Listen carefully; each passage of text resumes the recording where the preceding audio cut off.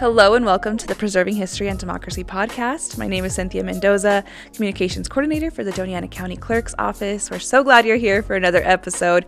Today I am joined by our amazing producer, Bernadine Caparel. How are you, Bern? I am great. How are you doing? I'm doing great. I'm excited today. We have a special guest to get today. Do you want to go ahead and Sure. This is Mr. Anton Magallanez. Yeah, it's always a tough one. Everyone always I've been practicing and I failed. I know. I bring flashcards that have it pronounced, or we should have had him in the background. Magallanez. Okay. You can call me Anton for sure. Okay, Anton. Thank you so much for I'm coming. excited. Yeah, I've been trying to catch up on the series of them, and I was listening to them, and then I was like, I'm going to watch these because it's fun to put the person's face, and I'm loving what you're doing. I think it's such a great idea. Oh, thank you. We appreciate that. It's excited to be here. Yeah, super cool. Cool. Do you want to start by telling us a little bit about yourself? Sure. Yeah. And the company? So I'm from here. I was actually born in Cruces, but raised in like Mesquite, Vado area. Cool. And I went to Gadsden High School, so go Panthers out there. Yeah. And studied civil engineering after high school. I actually didn't do surveying. And then I got my master's in business, and I worked in higher education. So for about 5 to 7 years, I worked at NMSU, and I would recruit students across our state. Wow. So I'd go travel. Wow. Got to if the town had a high school, I probably went to it because it was so we were all across the state. But in about 2008, 2009, our family took over Moy Surveying, and so Moy Surveying was started in 1984, so over 40 years at this point. Yeah. Wow. I'm born in 85, so it's really easy to remember how old we're both getting at the same time. I'm like, oh no, we're celebrating another one. But so in about 2008, our family took over, and Henry's our licensed surveyor. So fast forward, I decided, well, I probably should just jump over and help the family business out more. I'm spending so much time here. It's really related to the area of study that I did. So then I went to school and completed my coursework in surveying, and I'm looking to sit and get my license in surveying this year. So when Henry's really ready to retire fully, we could just continue, all set. No problem. Yeah. That's awesome. But yeah, we've been in business for over 40 years, started by Jorge Moy, and we kept the name as Moy Surveying just because so many people knew him. I once tried to calculate how many surveys I think we've done in this area, and I think it's been, I estimate probably over 40,000. Wow. Yeah. When I look at some of our old job books, it was, back in like the early 2000s and 99, anytime anyone was going to sell a home, even if we had surveyed it, let's say 2 months before, if they were going to sell a house 2 months later, they would order a new survey. So we were producing surveys all the time. Those job books had 2,000-3,000 jobs per year. Yeah. We're not doing as many these years, but I figured, so I'm working to help digitize some of those, which is a mess. Oh, we're digitizing here. We get that. Yeah, it's such a task, and I wish the technology wasn't there obviously in 84, so Moy didn't have to think about these things, Jorge that is. But I wish, thinking about it now, I'm like, how do I plan for the future but not try and solve every future's problem? Because that's too much to do. But so yeah, it's been fun. Yeah, it's been fun, and just that's our history. We're in the downtown mall for probably the 38 of those 40 years. Wow.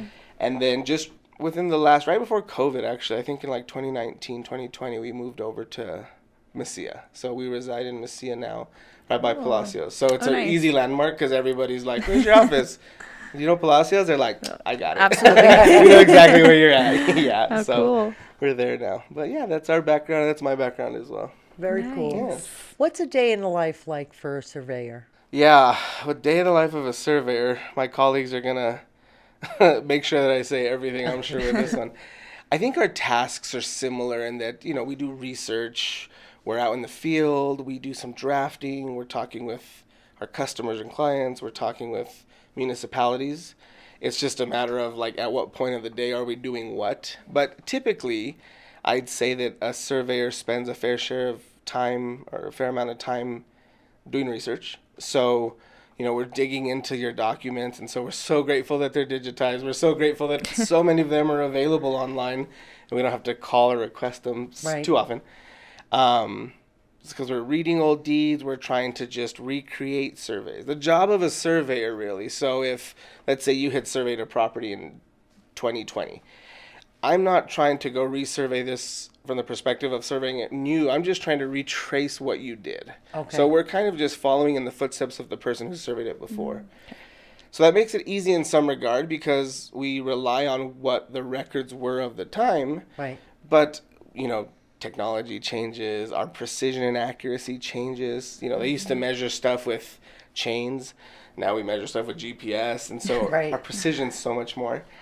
But that's why our deed research is so heavy, because those surveyors before us wrote legal descriptions that described how they surveyed the property, and we're just really retracing those. Okay. We're in the field, some surveys, everyone's always asking, how long does a survey take? And it just depends so much, because sometimes they go so easily and they're just as planned.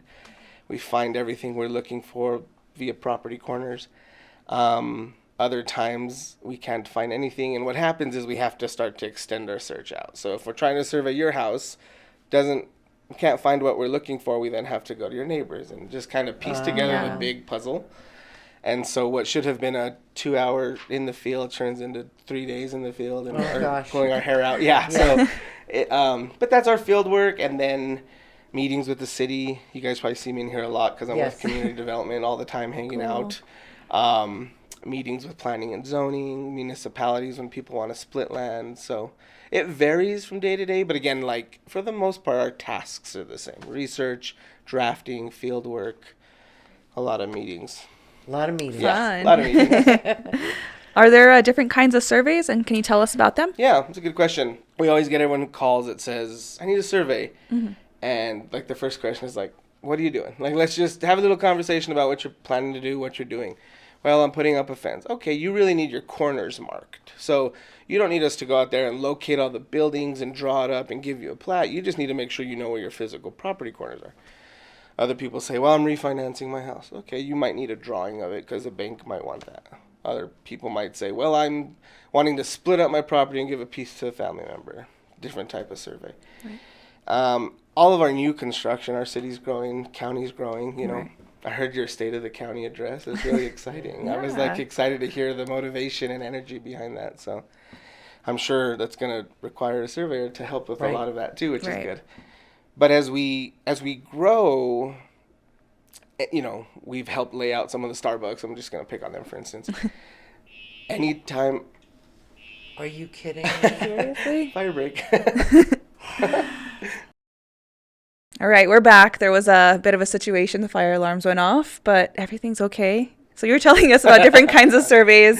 Yeah. There's one more type of survey. Can you tell us about that? Yeah, so I was saying, in a commercial business, and I picked on Starbucks, but local, it doesn't matter who. Whenever a commercial business decides to, build a business here, or any commercial site, before a civil engineer or an architect can really go in and start construction on that site, or even design, sometimes they need to know what the existing topography looks like. So we'll get hired to do a topographic survey so we can show what the existing ground looks like, because then they can design against that and know if they have to bring in dirt or cut dirt and so forth. So topographic survey is also another one that sometimes the homeowners around here need if they need to build their house up or certain things. But yeah, that's, for the most part, those are those different types. Cool. That leads me to the next question. What are some reasons that individuals, would need a survey? Yeah, so more specifically, I do get a lot of calls about, I'm putting up a fence and I need to know where my property markers are, property corners. I recommend that anytime anyone's ever putting up a fence, call a surveyor, any surveyor to do that, because what we also run into is, hey, my neighbor put their fence on the wrong side. Yes. And so that's such a harder problem to solve after the fact than it would have been to just hire a surveyor to do that. But marking property corners, because they're going to start to construct something, is a lot of times what we get called for. We do a tremendous amount of work with title companies. And so all of those recordings that the clerks get, those have probably at some point been touched by a surveyor. So title work. Okay. And that usually in this area is going out to survey a property. We locate all of the permanent improvements on the ground, and then we draw that up and mark the property corner so that the new buyer will know where their corners are and what is legally within their boundary. And then the lender also wants to know really what they're lending their money against, right? So title work is kind of what we get called a lot for. And then what's another one? If you're in a flood zone, I mean, it's a little not as common, but whenever your property's in a flood zone, you have to pay flood insurance, and your premium can be affected by if you're above the flood level or below the flood level. And so a surveyor can generate an elevation certificate that tells you if you're above or below a flood level. So that's probably the three major ones that I'd say that we get called for. Nice. Okay. Do you use a legal description to create a survey? Yeah. Everything is like the legal. It's like, a legal description is legally describing the size and where on earth the property is. Let's say you're in a subdivision, Sonoma Ranch, right? Then your lot 4 of Sonoma Ranch subdivision. That actually is your legal description. Okay. And then what we do is we look at the subdivision plat. So then we go say, well, let's go look at when they created Sonoma Ranch subdivision and find lot 4, and then we survey it according to what that document said. So there are different legal description types, but yeah, the legal description establishes which property and the size of it for the most part. Cool. Okay, I think you kind of answered this one, but I'm going to ask it again. Sure. What happens if two neighbors are arguing about a boundary? Those are the fun calls. So it's interesting because, a surveyor's job is really to produce, generate, to recreate evidence, right? So we go to the field hoping to find the property corners from the previous surveyor. We retrace it and we try and recreate what the previous surveyor does, but it's really an attorney's job to determine boundary and to say if this is legally somebody's boundary or not. Now, they use that evidence in conjunction to make that determination. But if two people were having a dispute, I'd say the first thing they should do is hire a surveyor. So we could say, let's see on the ground where your property corners actually are. Right. So many times we go out to a property and the evidence of the customers are really helpful. So they'll say, let's say I was surveying your property, Bern. I'm like, have you ever seen your property corner? I'd ask you. And you're like, yeah, I remember it being here. And your testimony is really good for us to help recreate it. Okay. Because we have all these tools like our legal description. We have monuments that we're looking for. But your testimony is helpful because you know your property. Right. Sometimes you may forget, though. And so you think that your property corner was over here when it was actually over here. And so even, when two neighbors might be disagreeing on where the property is, the best thing you can do is mark the corner.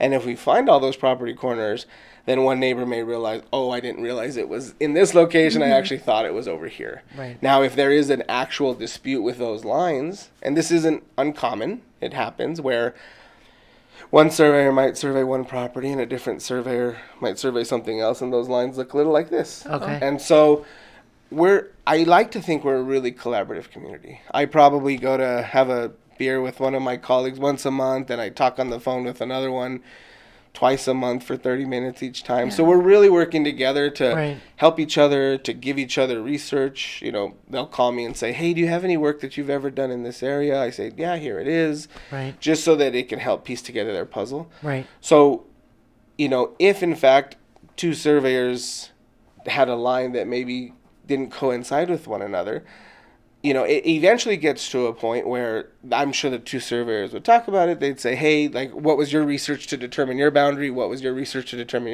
your boundary? But if there was still, at the end of the day, a dispute, a court would determine that, right? Like a judge would say, like, this is, and we're not attorneys or judges to know what they would make or how they would rule. But then we say, this is how we determined one boundary, and the other, this is how we would determine, the other survey. And then it would be a court that would probably determine where the legal boundary is. Yeah, that makes sense. And so, so much of that, nobody ever wants to go to court because of the expense and the attorneys and so forth. But starting with just the survey work to say, making sure we survey our property to know where to build a fence before we just think that, it should be built here, which can help solve that problem in the future. Right. Yeah. Cool. And we always like to have a disclaimer when it comes to any kind of legal stuff that we're not offering legal advice. Yeah. So just so people know. I know. I say the same thing. I'm like, and it's tough because, especially I would imagine in your roles, right? Mm-hmm. Because you guys see so many documents. You're like, what surveyor can I use? Because so many of us, and you're like, well, we're not really allowed to say, what I mean? And we respect that, of course.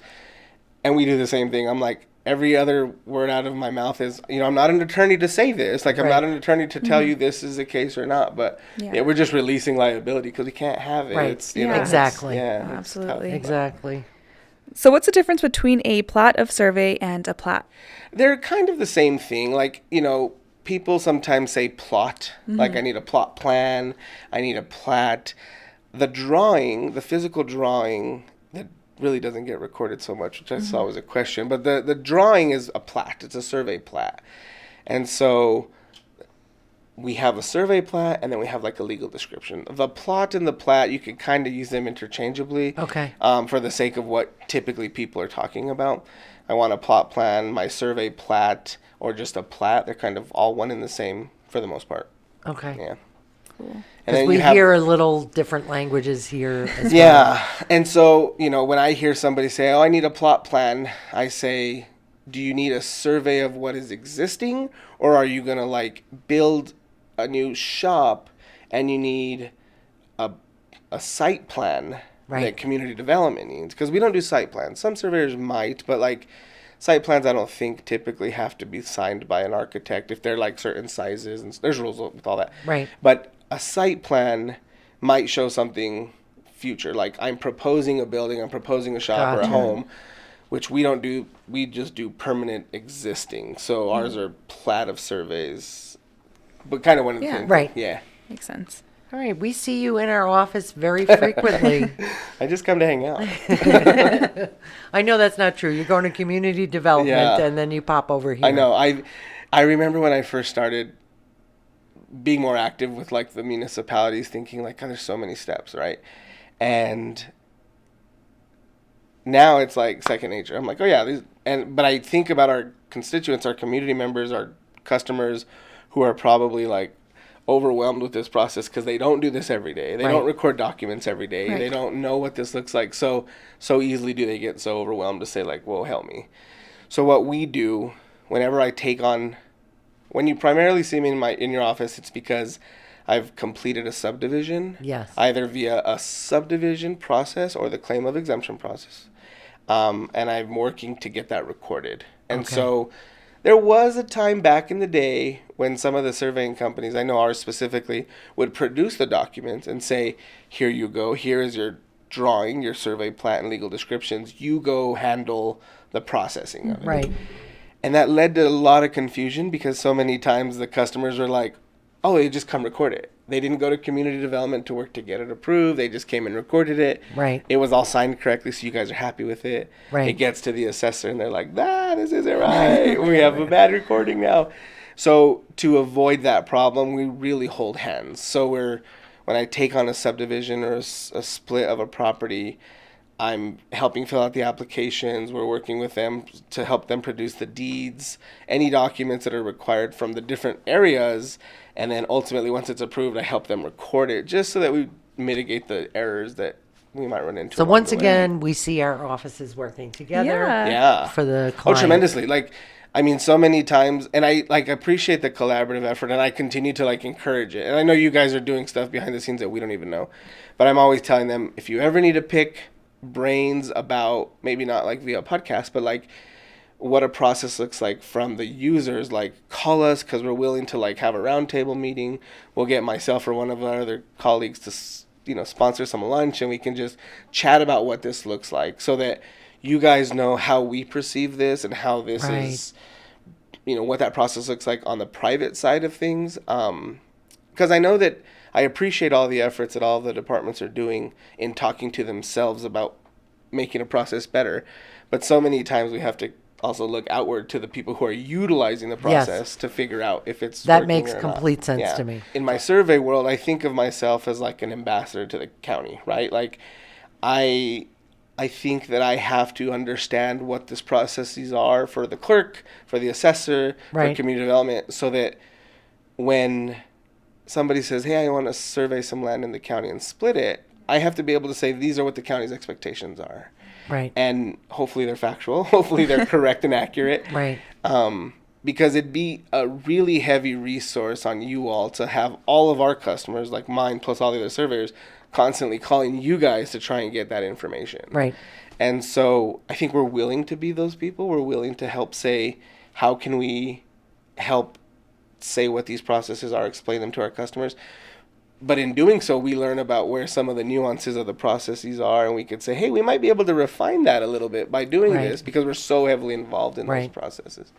And I talked to Chris about them. I talked to Charles about them. You know, we're always constantly trying to like say, is there anything we can do that can help this process? Right. You know, Streamline it. yeah, make it easier for all of us. 'Cause Yes. we're all in the same boat. You know. Yeah, exactly. We have a lot of people that come to the clerk's office and they ask for a survey of their property, and sometimes it's not on file. Do you recommend people get their survey on file? Yeah, I know. I remember that being really interesting to me when I started really researching documents. I'm like, well, where are the survey plats? You know, they're not there. And whenever, I mean, typically a title company has a survey done if they want survey coverage, yada, yada, yada. But that part of the document doesn't get recorded. It's just the deeds and the legal. Right. I'm not sure if it's a state statute as to them not having to be, or where in the process they were never included. They are helpful to have. I know that there's a little bit of recording differences because we just have to have the general survey that we produce probably wouldn't get recorded or could not get recorded because there's a specific stamp or some language that we Yes. have to have that says Yes. this is a boundary survey and does not represent a Exactly. subdivision with New Mexico Subdivision Act. That has to be placed on the survey. Yes. And we don't typically do that by default. If I know somebody's going to record it, I will place it on there. Okay. Because there's so few surveys that are actually recorded, like I don't spend too much time researching surveys. Like I don't look for survey plats when I'm doing my research. I'm digging up deeds and easements and Yes. things like that. Just because so few of them always were. It is helpful though. Right. So It's almost like if somebody's installing a pool, yeah. they get their survey done and then they don't need it anymore. So they don't think to record it that somebody or even themselves might need it in the future. That's probably like what I get called upon to do a survey for title company all the time. Right, You know, right. they say, oh, they added a pergola with a new concrete slab, Right. or they enclosed the porch, or they added a pool. So the survey was valid up until there was something that physically changed, Right.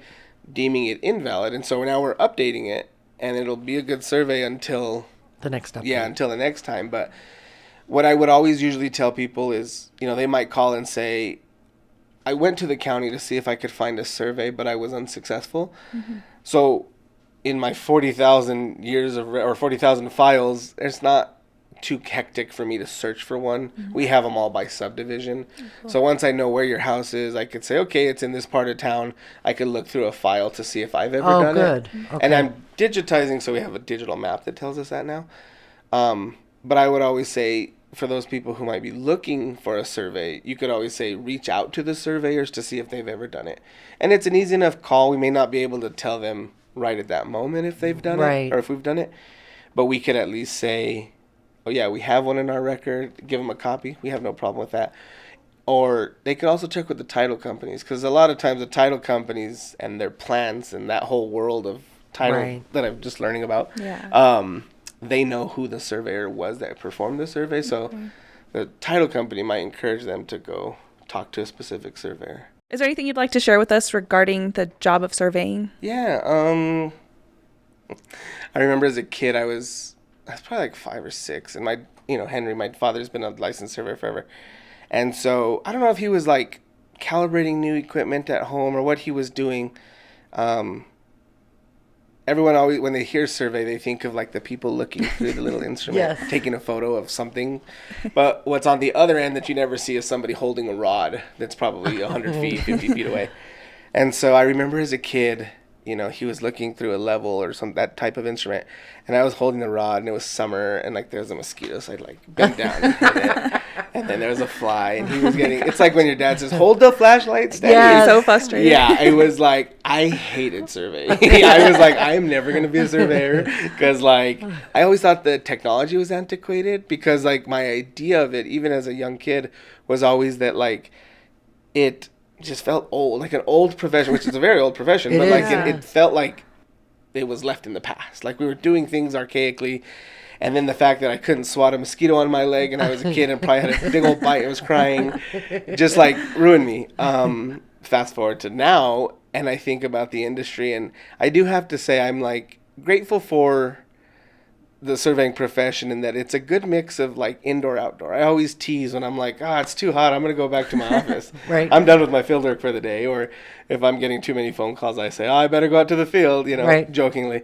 But we're using drones, we're using high technology, expensive equipment to really help shape a lot of our community. It's local plus global, right? And what Right. we're doing with just the industry in itself. And I remember when I worked at NMSU, the geomatics program always was, it had few students. It was that was our surveying program. It changed to the name of geomatics. And we were only one of the ones that was in the state. I don't know if there's another one at this Wow. point. And so it was always about enrollment and how do we, get more students to be interested. And I think like it's such a good opportunity to like be outside, learn. There's a good mix of history as there is technology and being Right. able to solve things technically. That I always encourage people to think about our industry. And it's interesting even locally because, again, all my colleagues, we're always so busy trying to solve everyone's problems. And with our collaborative efforts, we know where to turn.